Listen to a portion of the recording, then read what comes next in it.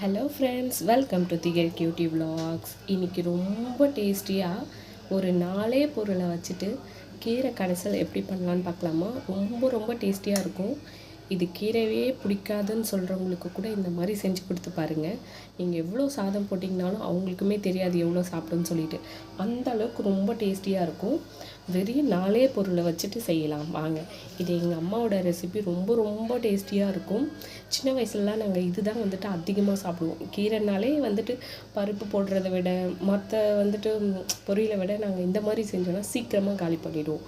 So இது உங்களுக்கு பிடிக்கும்னு நினைக்கிறேன். நீங்கள் எதுவும் இதே மாதிரி ட்ரை பண்ணி பாருங்கள். ரொம்ப ரொம்ப டேஸ்டியாக இருக்கும். அப்படி செஞ்சு பார்த்தீங்கன்னா ப்ளீஸ் என் கமெண்டில் சொல்லுங்கள். வாங்க, இதுக்கு என்னென்ன தேவையான பொருட்கள் பார்க்கலாம். வீடியோக்குள்ளே போகலாம். இதுக்கு என்ன தேவையான பொருட்கள்லாம் பார்த்துடலாம். ஒரு மீடியம் சைஸ் தக்காளி 3 எடுத்திருக்கேன். 4 வரமிளகா சின்ன சின்னதாக. உங்களுக்கு இதுவே காரமாக இருக்குது அப்படின்னிங்கன்னா ஒரு மிளகாவை கம்மி பண்ணிக்கோங்க.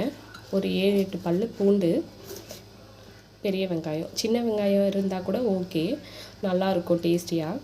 என்கிட்ட இப்போ பெரிய வெங்காயம் இருக்குன்றதுக்காக நான் சேர்த்துக்கிட்டேன். ஒரு 2 வெங்காயத்தை மட்டும் இந்த மாதிரி ஸ்லைஸாக கட் பண்ணி வச்சுக்கலாம். சட்டியில் செஞ்சிங்கன்னா ரொம்ப டேஸ்டியாக இருக்கும். சட்டி வச்சு காய வச்சுட்டேன்.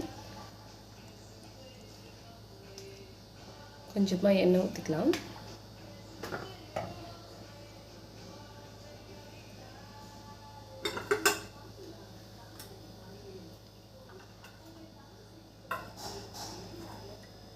சும்மா கொஞ்சமாக சீரகம் போட்டுக்கலாம்.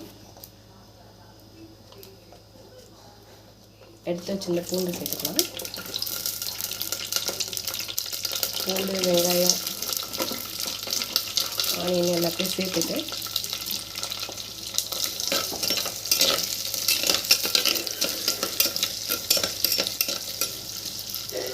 ஒரு 2 செகண்ட் மட்டும் வதங்கட்டும்.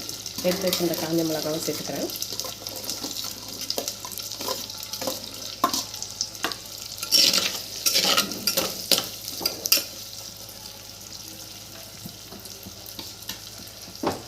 ஒரு 2 செகண்ட் மட்டும் நல்லா வதங்கட்டும். சும்மா ஒரு 2 செகண்ட் வதக்கிட்டு தக்காளியை ஆட் பண்ணிக்கலாம்.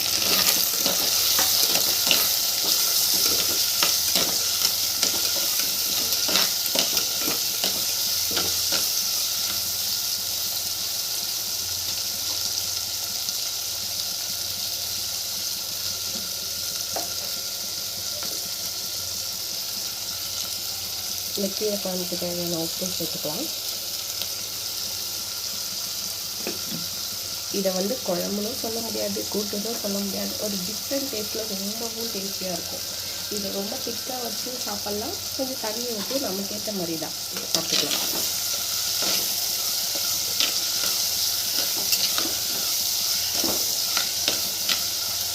சும்மா லைட்டாக வதங்கி வருது. இந்த அளவுக்கு நல்லா வதங்கின போதும். இந்த அளவுக்கு வதங்கின போதும் நம்ம எடுத்து இந்த கீரையை சேர்த்துக்கலாம்.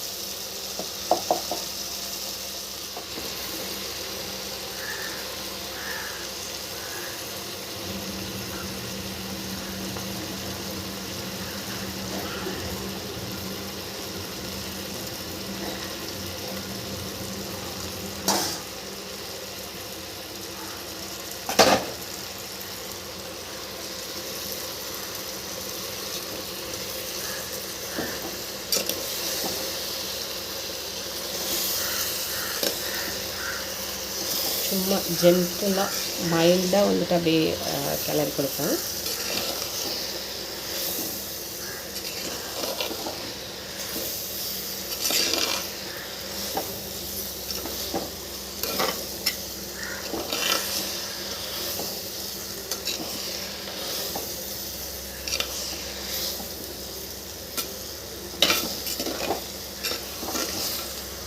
இது மண் சட்டின்றதுனால ரொம்ப ஹீட் அதிகமாக இருக்கும். ஸோ அதனால் வெங்காய தக்காளியை மட்டும் மேலே எடுத்துகிட்டு கீரையை உள்ளே தள்ளிட்டா போதும்.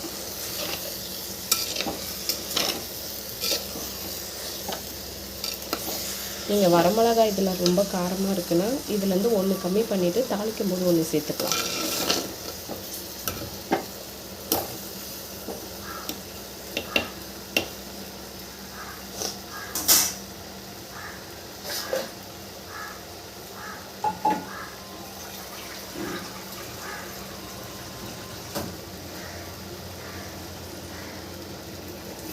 கீரையிலே கொஞ்சம் தண்ணி விடும். கீரை நல்லா வெந்து வர்றதுக்காக கொஞ்சமாக தண்ணி ஆட் பண்ணிக்கலாம். இந்த கீரை முங்குற அளவுக்கு தண்ணி இருந்தால் போதும். உப்பு எல்லாமே நம்ம ஆட் பண்ணியாச்சு. இந்த கீரை வெந்தால் மட்டும் போதும்.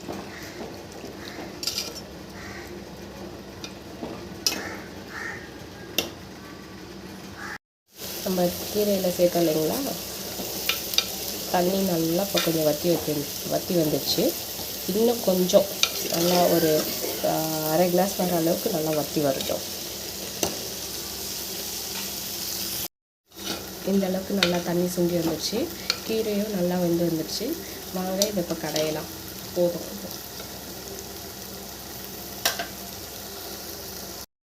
இது பாருங்கள், இப்போ எனக்கு தண்ணி கரெக்டாக இருக்குது. இதுவே உங்களுக்கு கொஞ்சம் தண்ணி நீங்கள் கூட வச்சிட்டிங்கனாலும் ஒன்றும் பிரச்சனை இல்லை. இதில் இருக்கிற தண்ணி ஒரு பாத்திரத்தில் வந்து லைட்டாக எடுத்து வச்சுட்டு நீங்கள் மிக்ஸ் பண்ணி எடுத்துக்கலாம்.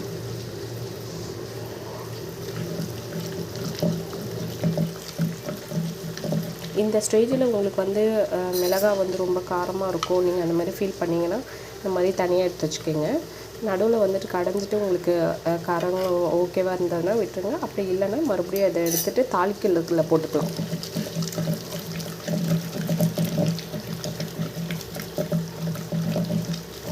கீரை பாருங்கள் நல்லா வெந்துடுச்சு.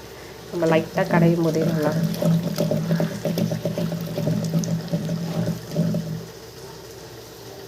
இந்த அளவுக்கு நல்லா கடைஞ்சி வச்சுக்கலாம். இதை இந்த கிளிப்பு வந்து மிஸ் ஆகிடுச்சு. ஒரு துண்டு அளவுக்கு வந்து புளி போட்டு கடைஞ்சிக்கோங்க. கடையும் போது ஒரு தாளிப்பு கொடுத்துக்கலாம். கீரைக்கு கொஞ்சமாக ஆயில் ஊற்றிட்டு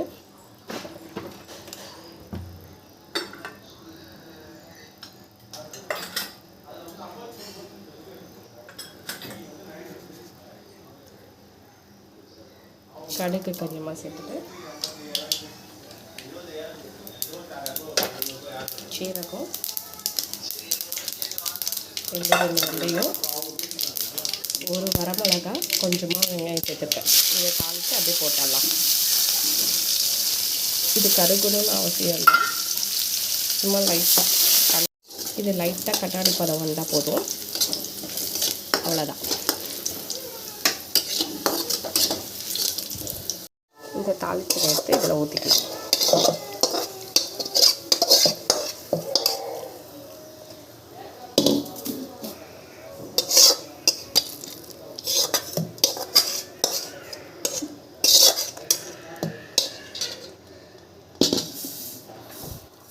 ஊற்றிட்டு சும்மா லைட்டாக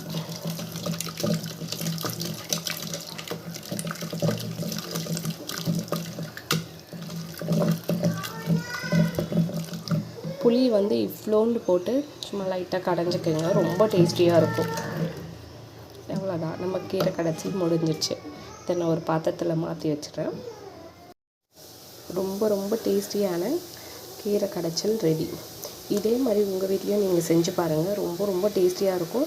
உங்களுக்கு வீட்டில் கீரை வாங்கினா அதை சாப்பிடவே மாட்டேன்றாங்கன்னா இந்த மாதிரி ஒரு வாட்டி செஞ்சு கொடுங்க. எல்லாமே காலியாகிடும். தேங்க்யூ ஃபார் வாட்சிங். ப்ளீஸ் என்னோடய சேனலை சப்ஸ்கிரைப் பண்ணி வச்சுக்கோங்க.